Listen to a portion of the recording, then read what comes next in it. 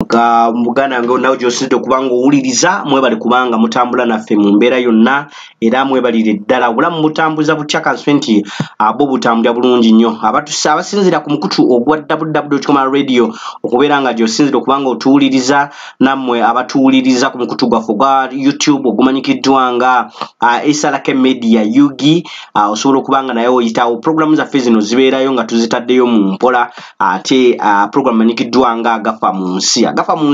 olunaku lwa Sunday naku z'omwezi zino zo zigenderera 22 ze ziyise ku mwezi guno ogw'omukaaga kale kakati mu mbeera bwetyo ndakutegezezza wali otwagendedde mu kuwummulamu nti olunaku lwali twagala kulaba ku lutalo luno olukudde ejjembe lukutte kati ensangi zino ennaku zino ku lunaku olwokutaano wabalukawo olutalo wakati w'eggwanga erya Isirairi saako n'eggwanga erya Iran nga eggwanga erya Isirairi abantu bangi babuuza nti olutalo luno luva ku ki era lwaki lwabalusewo mu bwangungu pozi nga obadde togoberera nsonga naye gudde abantu abadde bagoberera ensonga okuva omwaka guno gwatandika wabaddengawo sparking points eziraga nti Isirairi erina kyeteekateeka mu maaso awo okubeera nga ate eyinza okubeera nga ekifo ekibikkula kubanga bwe tugenda ku lunaku lwali lwa kuna wiiki eri nga lwali lwa kuna wiiki eri ggwanga lino erya Isirairi lyavaayo ne ligamba nti oba kufa naye nga tulina okubeera nga ate tubaako kye twekolerawo era omunjukira nti n'omukulembeze w'eggwanga erya United States of America Donald Trump yavaayo naye n'agamba nti ensonga zino ezimu zisobola okubanga ate zikakkanyizibwa ate atisiti tubeere nga tuwuliziganya okwogerezeganya kuyinza okubeera nga kusinga ebintu birala byonna kakati ampuliriza naawe tulaba ku mukutu gwaffe ogwa Esalake Media njagala okubanga nkutegeeza nti amawanga gano gombirire eggwanga erya Isirairi saako n'eggwanga erya Iran mu ntandikwa ndowooza okumanya Israel w'amawanga gano gombiri tulina kuddayo mu mwaka gwa 1948 mwaka gwa 1948 eggwanga lino erya Isirairi bwe lifuna obwetwaze wabula mu kufuna obwetwaze eggwanga lino lyali lifuna obwetwaze amawanga no gombiri gaali ga mukwano naye omukwano gwaggweerawa kubanga ennaku z'omwezi 14 May 1948 eggwanga erya eggwanga erya Isirairi bwe lifuna obwetwaza era eggwanga erya Iran lyeggwanga eryasooka okubeera nga likogonizinga obwetwaze bw'eggwanga erya Isirairi era lyeggwanga eryasooka okuvaayo ne liyozaayoza eggwanga lya Isirairi okubeera nga ate lifunye obwetwaze buno so balina enkolagana nnyingi nnyo olwokubanga eggwanga erya Isirairi lyalina obutuubagiro lw'entalo bwe yali etuddemu nga yalina entalo n'eggwanga erya Palestine obwo bwaggweera mu bukuubagano bungi nnyo nga negye buli kati amawanga gano gombirire eggwanga erya Isirairi n'eggwanga erya Palestine tebalina nkolagana wakati w'amawanga gano gombiri kakati ampuliriza njagala oddeko emabega nti eggwanga erya Isirairi likkiririza mu nzikiriza ya Kristo ate eggwanga erya Iran likkiririza mu nzikiriza eya Islamic kakati amawanga gano gonna ageetoolodde eggwanga lino erya Isirairi agasinga obungi gakkiririza mu nzikiriza ya Islamic law gakkiririza mu nzikiriza ya Islamic law kakati wano wavaawo obuzibu lwa nsonga nti eggwanga erya Iran eggwanga erya Isirairi bwe likwata ku ggwanga erya Palestine jjukira nti Isirairi likkiririza mu nzikiriza ya Kristo ate Iran ne Palestine bakkiriza mu nzikiriza ya Islamic law era bakkiriza mu nzikiriza y'Obusiraamu kati wano wavaawo obutakkaanya obungi nti jjukira Isirairi era etutte ettaka lya Palestine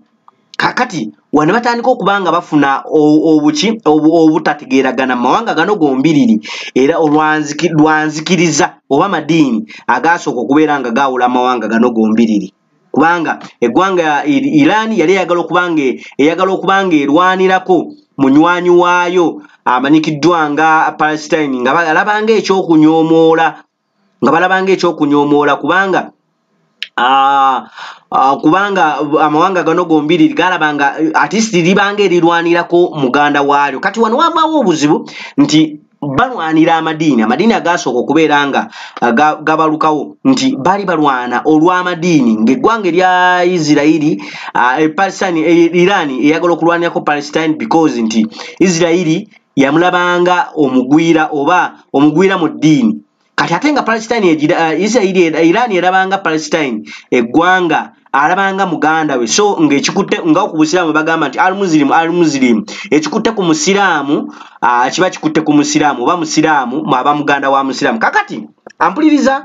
mwaka gwa 1979 omukwano guno ogw'amawanga gano gombiriri guggwerawa kubanga mu ggwanga erya Iran wavaayo obubinja obwali bwagala Iran okutambulira ku nkola eya Sharia law nga buno bwali buwagirwa aba Iraq kakati obubinja buno bwe bwavaayo eggwanga erya Isirairi lyayagala okubeera nga ate lyesamba enkola eno wabula ate iryo Iran nesobola okubeera nga ate yeyagala okubeera nga bakwasaganyiza ddala wamu mu mbeera eno kakati wano bafuna obutakkaanya obwasookera ddala era obutakkaanya obwokubiri bujja mu eyatola yasookera ddala omanyi ekitiibwa ekyayatola tekiri ku ono eyatola aliko ku ssaawa eno wabula nga bonna aba nti ekitiibwa ekyaba president because eggwanga erya Iran likulembebwa tetujagamba nti lina president wabula lirina ayatula ng'omukulu oba muyite Supreme Council oba omukulembeze ow'oku ntikko ndowooza bwe mba nkiyita omukulembeze ow'oku ntikko mu ggwanga lino erya Iran kakati ayatula yasooka bw'avaayo mu kujja mu ggwanga lino eryamanyikiddwa nga Ruhollah Khomeini yajja n'empinga nnyingi nnyo ku ggwanga erya Isirairi ng'abagamba nti bakeera batya ne bawamba ettaka ly'Abapalestine nga kye yali anoonya kwe kufuna omukwano mu mawanga agali mu kyondo ky'Abawarabu nakutegeezezza muganda ngeri kye tubadde tugenda mu maaso nti amadiini gano bwe gajja mu mawanga gano gombiriri eggwanga erya Iran lyayagala okudominatinga amawanga gonna agali mu byombo by'Abawarabu because eggwanga erya Iran lyaliraba nti lirina okulwanirako ku basseruganda ontegera bulungi muganda wange nti bali balina okubanga balwanirako ku bwasseruganda oba olw'enzikiriza y'eddiini eyaliwo mu biseera ebyo ey'Obuyisiraamu kakati eyatola eryamanyikiddwa nga Ruhollah Khomeini mu kujja n'empinga eyali ey'amaanyi ennyo yagiteeka ku ggwanga erya Isirairi ng'amuvunaana nti atwakera atya ku makya n'atwala ettaka ery'eggwanga erya Palestine jjukira Palestine bakkiriza mu nzikiriza y'Obuyisiraamu ate nga n'eggwanga erya Iran lyakkiriza mu nzikiriza y'Obuyisiraamu kati ate nga eggwanga erya Iran likkiriza mu nzikiriza y'Obuyisiraamu naye bali abashiiya kakati nga ku ssaawa eno jjukira nti ayatola aliko ku ssaawa eno bamutwala mu nzikiriza bbiri nti mukulembeze atwala eggwanga naye ate era bamutwala mu nzikiriza ekkiriza nti ye mukulembeze atwala eddiini ey'Abashiiya ampuliriza tukyagenda ddala mu maaso muganda wange kakati Ruhollah Khomeini ayatola yasookera ddala mu ggwanga erya Iran bw'ajja n'empinga eyo ey'amaanyi ennyo ng'anenya eggwanga erya Isirairi okubeera nga lyali litutte ate ettaka ly'eggwanga erya Palestine kati wano n'abateekako empiiga nnyingi nnyo era wano weewava enkolagana y'amawanga gano agombirira okusaanawo kubanga batuuzaako nabo nga babagamba nti baali babadde bannammwe lwaki temutuula wamu ne mukkaanya ku nzikiriza ku butategeeragana bwammwe bwali bubaluseewo wabula eggwanga erya Iran lyagaanira ddala ekikola kino era ligamba nti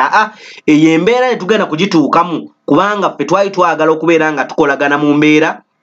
nga twagala okubanga wabula ono Isirairi byakola si birambulukufu olwokuba nti eggwanga lya Iran lyayagalanga okubeera nga likwata litwala lidominatinga amawanga gonna gonna agali mu kyombo ky'Abawarabu nga lyagala okubeera nga super power mu kyombo kino eky'Abawarabu okubeera nga ate lidominatinga amawanga gano gonna kubanga eggwanga erya Amerika lyatuuzaako eggwanga lino nga baagala bakolagane kubanga baali ba mukwano nga balaba omukwano n'enkolagana biggwawo kakati nakutegeeza nti yatulawe yasooka amanikiddwanga Rahura Kamani bwe yavaayo n'anenya nnyo empinga gye yaleeta n'anenya nnyo eggwanga erya Isirairi okubeera nga lyatwala ettaka lya Palestine wano wavaawo obugugumba obungi nnyo kati n'okusoomozebwa okulala okwasooka okubeera nga enkolagana eno eyagala okubeera nga eggwawo mu ggwanga erya Isirairi saako n'eggwanga erya Iran kwali kubanga ku bigambo by'Ayatollah yasooka ng'agamba nti ngenda kujja Isirairi ku mapu y'ensi yonna oba ngenda kusaanyaawo eggwanga erya Isirairi live ne ku mapu y'ensi yonna libeere nga terikyabalibwa kakati bino ebigambo byayogerwa Rahara Kamani Ayatollah yasooka naddala mu ggwanga erya Isirairi kakati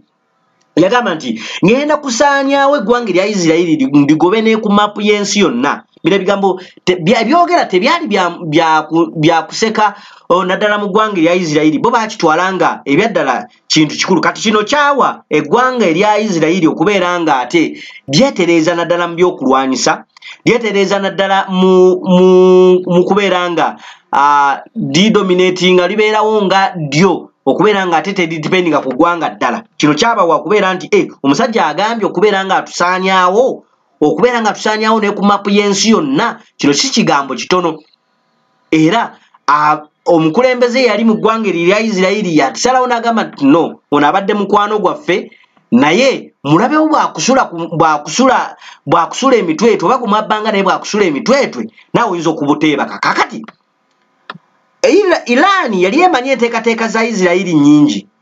ng'era Iran lwaki yayogeranga ebigambo ebyo ng'eraba mu byokulwanyisa eggwanga erya Isirairi lyali teririna wabula Mukama Katonda bwe yali atonda abantu naddala ab'eggwanga erya Isirairi simanyi Mukama Katonda oba yabatonda atya nti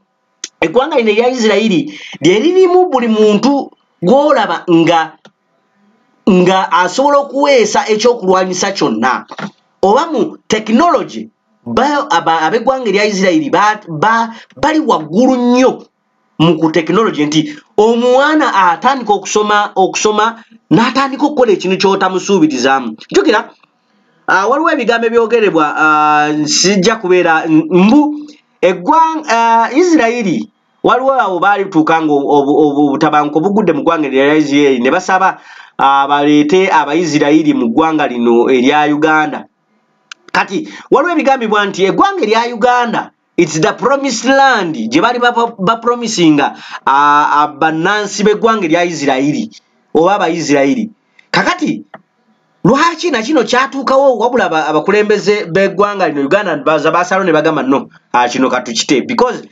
kibakubanga ku ssaawa eno abasajja Abanaisirairi basajja bagezi basajja bamagezi nnyo so kino kibakubaawo mu budde obwo osanga ku ssaawa eno singa bannansi ba Uganda ate tuli baddu eri abantu abajja okubanga tubasenza bannansi b'eggwanga erya Isirairi kakati tukyagenda ddala maaso ampuliriza tuli mu lutalo olwabaluseewo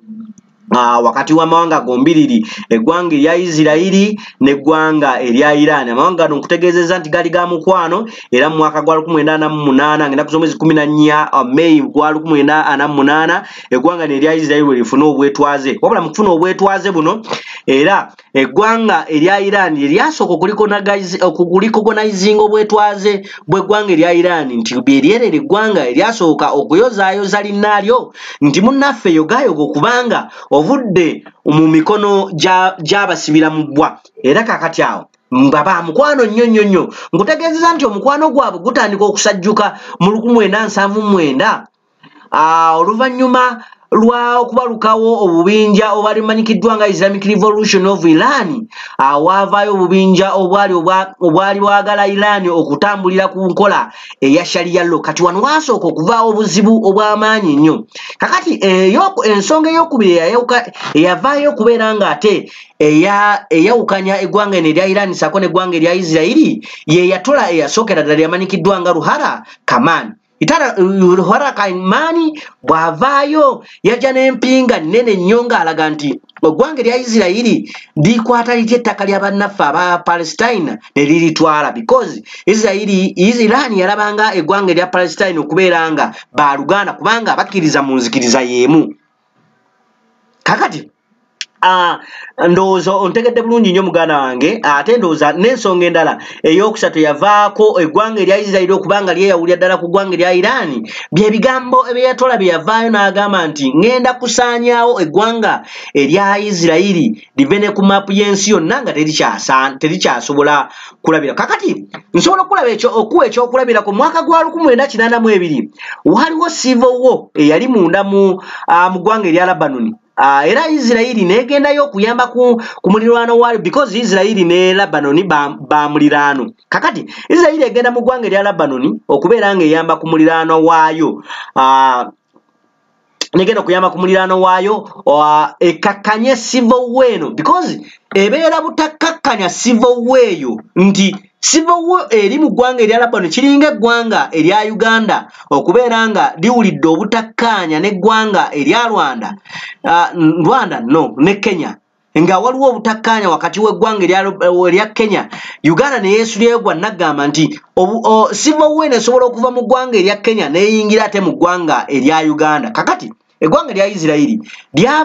lyavaayo ne lijja liyambeko eggwanga erya Lebanon ku civil war eyaliwo wabula okuyamba ku muliraano waayo ekakkanye civil war eno kubanga singa yali yeesirikidde nayo yali yakulugenderamu kubanga ggwanga kutegeeza nti amawanga nogo mbiriri ga neighbor ga muliraano era ekibawa mu ggwanga erya Isirairi eggwanga erya Lebanon nayo libeera likiwulya bulungi nnyo. Kakati wabula Iran kye yakola nekwata akabinja kaayo ke baayitanga Revolution Guard. Akabinja kano era nako kakyaliwo mpola mpola nekayingiza mu kibuga ekikulu eky'eggwanga erya Lebanon kye bayita Baituli ne bakuba Abaisirairi direct. Bano bayingiza akabinja kaayo akamanyikiddwa nga Revolution Guard ne balingiza mu ggwanga erya Lebanon ne bakuba Abaisirairi direct nga bavudde ku kyogamba nti bano baali bataasa baliraanwa baffe. Kakati ate badda ku mpiiga ne batandika okubeera nga eggwanga erya Iran likuba eggwanga erya Isirairi ate munda mu ggwanga erya Lebanon. Kakati era olutalo olwo Abaisirairi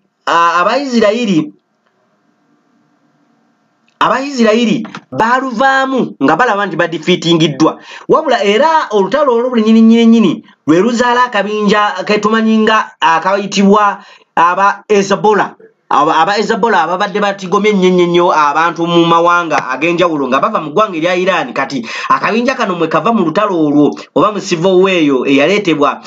eggwanga erya Iran okubeera nga lijja okuba nga likuba ate eggwanga erya Isirairi direct mu ggwanga erya Lebanon. Kakati Isirairi bwekubibwa yawanika era negamba nti olw'okuba ono muliraanwa waffe entalo tuzikomye wabula yo Iran teyakendeeza ng'eyagala Abawarabu beegatte wamu babesobole okubeera nga ate balwanyisa eggwanga lino erya Isirairi. Nakutegeezezza muganda wange abadde ampuliriza gye twatandikidde nti amawanga gano gombiri esinga okubalwanya ekisingira ddala njawukana mu madiini. Enjawukana madiini zezisinga okubanga zirwanaganya abantu bano bombirire eggwanga erya Iran saako n'eggwanga erya Isirairi. Kakati waliwo ne superiority oba obw'amaanyi okubeera nti ani asinga ku munne. Jukira eggwanga erya Isirairi lirina ebyokulwanyisa eby'amaanyi ennyo ng'ate n'eggwanga erya Iran lyasala okubeera nga ate nalyo likola ebyokulwanyisa ebyali bisinga obungi. Kakati bano bambiriri bakwasaganya okubeera nga ate ekisinga okubanga kibaawula zaali ntalo za ddiini okubeera nga bombi bali tebaagala kubeera nga omu asinga munne kunzikiriziganya. Kakati yo Isirayiri bwekubibwa yawanika era nesalo negamba nti bano baliraanwa baffe ekigambo ky'entalo tuzikomye kubanga muliraanwawo abeera muliraanwawo nti bwe tinga bano babadde bakolagana ku ssaawa eno Israel ne Iran newabanga eggwanga tugeze eggwanga eri Amerika lyerizza okubeera nga likola obulumbaganyi ku mawanga gano ku ggwanga erimu ku gano ati osanga eggwanga erya Iran oba Israel lisobola okuvaayo ne libanga likakkanya ku mbeera ebeedde eno. Kakati wano Israel bwe yasalawo neeragira nti nesalawo okubeera nga ekkakanya entalo ze wabula eggwanga erya Iran lyo teryakendeeza era lyayagala abawalabu bonna abali mu kyombo ky'abawalabu mu saidi awo okubeera nga amawanga gano gasobola okuba nga geegatta. Naye yo Isirayiri kyeyakola kwe kwenyweza ennyo mu byokulwanyisa ng'ekola ebyokulwanyisa ebisobola okubeera nga bigiyambako okubeera nga ate okubeera nti omulabe yenna abaavudde mu saidi yonna bisobola okubeera nga ate bimukkakkanya. Kakati eyo nsonga naye wabula yo eggwanga erya Iran lyatandika entalo ez'amaanyi musonyiweko alyatandika entalo ez'amaanyi ku ggwanga erya Isirayiri wabula yo Isirayiri nakutegeeza nti kyeyakola kwe kubeera nga etandika okubeera nga yenyweza nekola ebyokulwanyisa ebyali ebyomulembe nnyo wabula nga tebikoledde nti erina olutalo lwereesuubira okubanga ekola wabula kwali kubeera nga kwetaasa ku balabe yenna oba ku mulumbaganyi yenna asobola okubeera nga ajja okubeera nga ate agituukirira agikwasaganya mu mbeera eyo. Kakati Iran Isirayiri jukira nti mu byokulwanyisa bye yakola naddala mu defense system yaayo erina defense system za mirundi ena waliwo ne mukwano gwange baddambuuza wanangamba nti waaye eggwanga erya Isirayiri etwawuliranga nti terisobola kukubibwa kyakulwanyisa na kimu kati ate nga ku ssaawa eno liri mu kufeesa wabula eggwanga erya Isirayiri lirina defense system za mirundi ena ng'esooka ye Iron Dome eno ekwasa ebyokulwanyisa byonna nga bikyali mu kilomita eziwera ddala obuwanvu nga 1000 wabula ku mulundi guno tekyasobose nja kuba nkikutegeeza mu maaso lwaki Iron Dome eno teyakoze nti abasajja Abayiraani bwe basooka okulwanagana n'eggwanga lino erya Isirayiri oba amawanga agabadde gajja okulwanagana n'eggwanga erya Isirayiri babadde banafu. Kakati bo eggwanga erya Isirayiri teryamanya nti ebyokulwanyisa byaffe bye twakola oba defense system yaffe gye twakola eya Iron Dome esobola okukyusibwa mu byonna because system waayo gwekyakozesa mukadde bakyakozesa technology oli omukadde gwe basooka okukozesa. Kakati eggwanga erya Iran kye lyakola lyamanya speed ya Iron Dome eno kyekozesa bwekola bo ne bakoleeta ebyokulwanyisa bya mirundi ebiri nti basooka ne baleeta bunnamunkanga buno obutono okubeera nga ate buuzaabuza defense system ya Iron Dome eno. Kati jjukira yo yasensinganga nesensinga nti gundi abanaatera okuba nga bakuba ng'ekizungirizi kyali mu kilomita empanvu ddala eyo nejja n'ekikwatira mu bbanga awo nga tekituuse oba n'ekikubira mu bbanga because Iron Dome eno nayo mundu kyakulwanyisa ekikozesebwa n'ekikuba ekizungirizi kye baba basindise. Kakati bano bo Abayiraani kye bakoze ku mulundi guno nti baleese obwokulwanyisa obutonotono nga bwe busooka mu maaso. Kakati ne baleeta zidrone ez'amaanyi okubeera nga teziyita mu bbanga nga zikuba nga tezo zirina speed nnene esinga ku Iron Dome eno ku speed ya Iron Dome. Jukira baleese budrone obutono oba bunnamunkanga obutono obusobola okuba nga bubuzaabuza ate then ne baleeta ate zidrone ennene okubeera nga ate zijja okubeera nga zikuba kati ate nga zo ziyita waggulu nnyo bwe babuyisa wansi kati ate ziri drone empanvu ne baziyisa waggulu. Kati olutalo luno ndowooza y'ensonga lwaki eggwanga erya Isirayiri likubiddwa. Kati mbadde nkutegeeza nti ku defense system nkutegeeza nti balina Iron Dome Nabeerako n'ekyokulwanyisa manyikiddwa nga David Shillings. David Shillings nakyo kyakulwanyisa kiri awo era ekiyambako okubeera nga ate kikwata obudroni obutonotono wabula mbalira n'ekyokulwanyisa kimanyikiddwa nga R2 sako ne R3 nga nabino nabyo biyambako wabula nga kuliko ne third system eno nga Joe Biden yagibawa omwaka oguwedde eno yo mpya eno mpya kubeera nga yakayingira mu ggwanga lino kakati andowooza mpuliriza tuli ffenna ku mukutu wano gwa www.radio mpuliriza wenna naawe atugoberera ku mukutu gwaffe gwa YouTube ogumanyikiddwa nga SRK Media. Tukwebaza nnyo mwenna asazeewo okubeera nga ate awuliriza n'obeera nga ate otugoberera mu mbeera yonna n'obeera nga ate tukwasaganyiza ddala wamu. Kakati amawanga gano nakutegeezezza gombi gaali ga mukwano. Omukwano nkutegeezezza we guviiridde okubeera nga gusajjuka. Okitegedde bulungi nnyo okubeera nga ate gusajjuka. Kakati waliwo abajeno abattiddwa mu ggwanga erya Iran. Jjukira nti ku lunaku olwokutaano eggwanga erya Isirairi lyasalawo okubeera nga litandika olutalo ku ggwanga erya Iran era lyakosa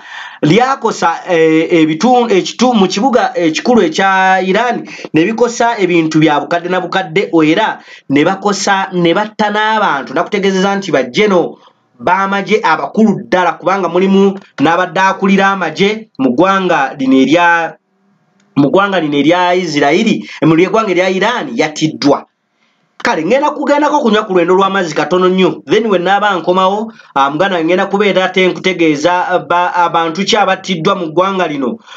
nti ku ssaawa eno omuntu ayinza okuva n'agamba nti eggwanga erya Iran likubye nnyo eggwanga erya Isirairi naye ate terinatta muntu wa nkizo nnyo nga eggwanga erya Isirairi bwe lyavuddeyo ne litta bajeno abawera ddala nga mulimu n'omuduumizi w'amagye gwe basse abaduumizi b'amagye babiri omuduumizi w'amagye saako n'omumyuka we bombi babiri battiddwa. Kakati eggwanga erya Isirairi ne we naleeta ebyokulwanyisa bitya oba eggwanga erya Iran ne we naleeta ebyokulwanyisa bitya nti kino tekigenda kubeera nga kiva ku likodi nti abasajja baakuba ewaluma. Abasajja bano Abayisirairi baakuba eggwanga erya Iran awaluma nti omuntu bwajja tugambe wano mu ggwanga Uganda nakkubira omuduumizi w'amagye n'akuba n'omumyuka we n'abajjawo n'abatta nti sisitimu yonna gy'oba ogenda okuteekawo omuntu gw'ogenda okuteekawo ng'omutaddewo mu lutalo tayinza kukola ng'oli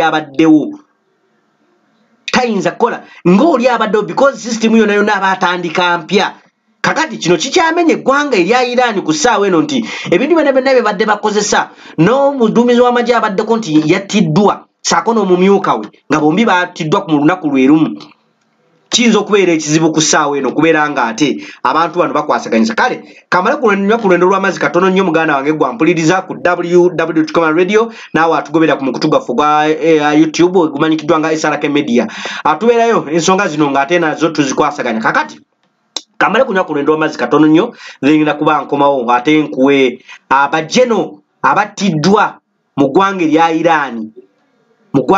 bajeno abattiddwa saako ne bannasayansi abattiddwa bangi ku ssaawa eyo kankomewo katono.